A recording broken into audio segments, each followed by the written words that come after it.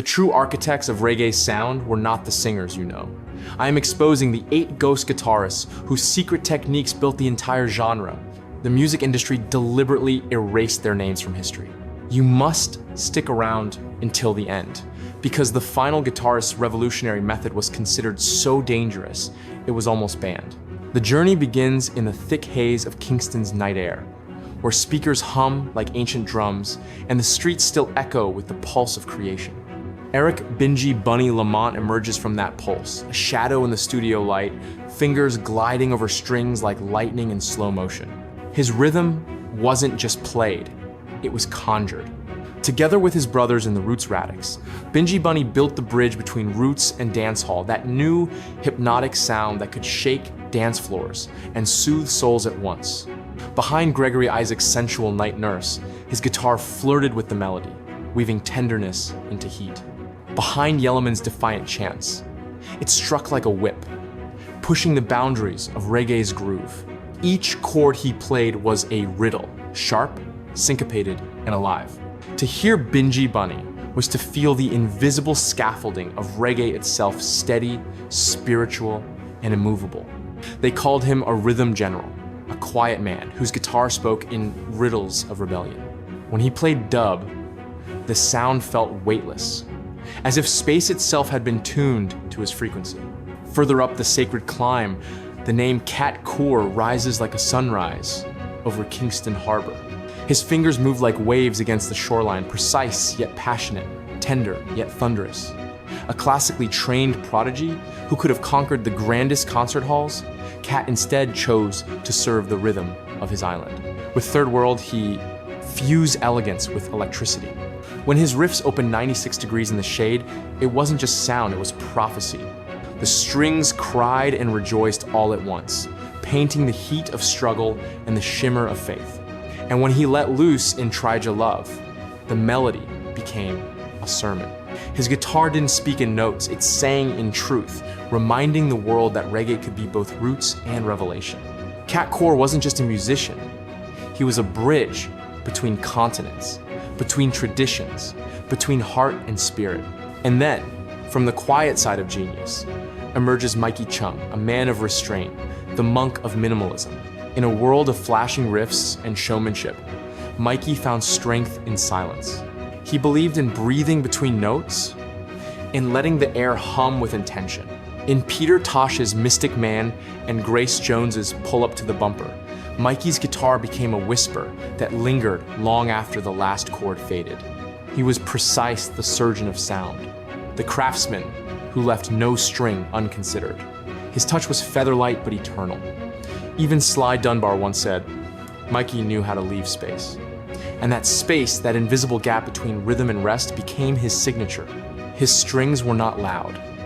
They were alive.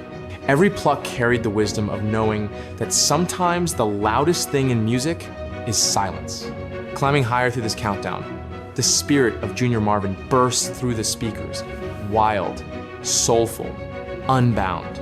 Born in Jamaica, but shaped by London's musical storm, Junior brought the fire of rock and the discipline of classical training into Bob Marley's world.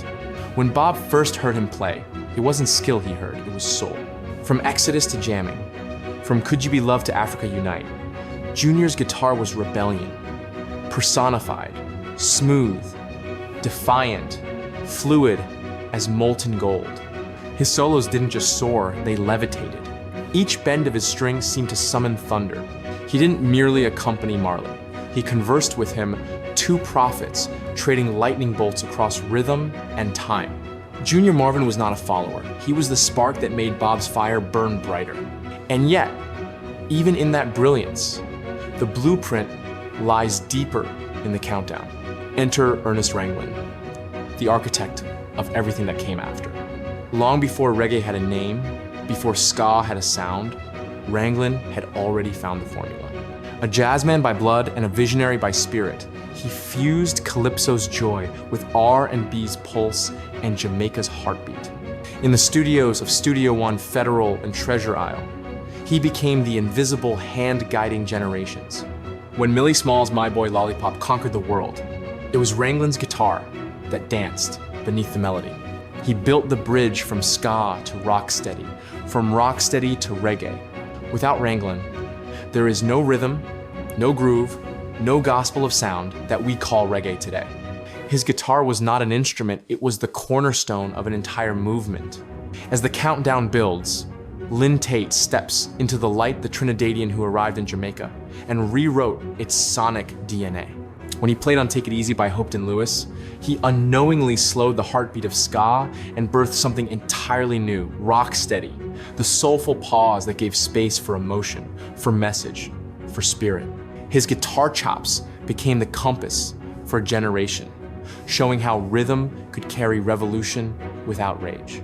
Lynn's sound was tight, syncopated, alive the heartbeat that would evolve into reggae's eternal offbeat skank. His fingerprints are everywhere in the chords of Desmond Dekker, the calm of Alton Ellis, the joy of the Techniques.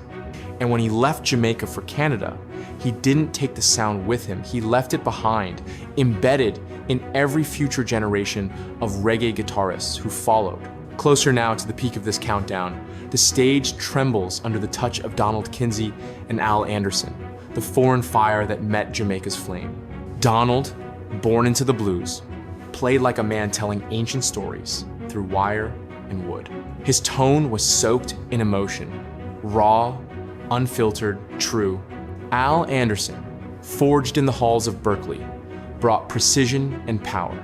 Together they became twin messengers of reggae's international rise. On the live versions of No Woman, No Cry, their guitars cried like human voices, sorrowful, strong, unforgettable. They carried Bob Marley's sound across oceans, transforming reggae from island rhythm to universal gospel. Their collaboration proved that reggae was never bound by geography. It was a heartbeat that the world could feel. And as the countdown reaches its highest point, when all names blur into one immortal sound, the truth becomes clear. Reggae's guitarists didn't just play strings, they strummed the soul of humanity. From the soft whispers of Mikey Chung to the revolutionary charge of Junior Marvin, from the architectural genius of Ranglin to the mystical grace of Lynn Tate, they built an unbroken chain, each link forged in rhythm, rebellion, and love. Their guitars spoke when words failed. Their music carried nations through oppression and gave joy to generations unborn. Even now, when you hear that familiar offbeat rhythm in the night, remember, it's not just sound, it's the echo of giants. Now you know the hidden masters behind reggae's greatest rhythms. Tell me which of these axemen had the most unforgettable sound. Let me know which secret technique you believe changed music forever. Share your own pick for the most underrated guitarist in history. Make sure to follow for more revelations about the musicians they never wanted you to discover.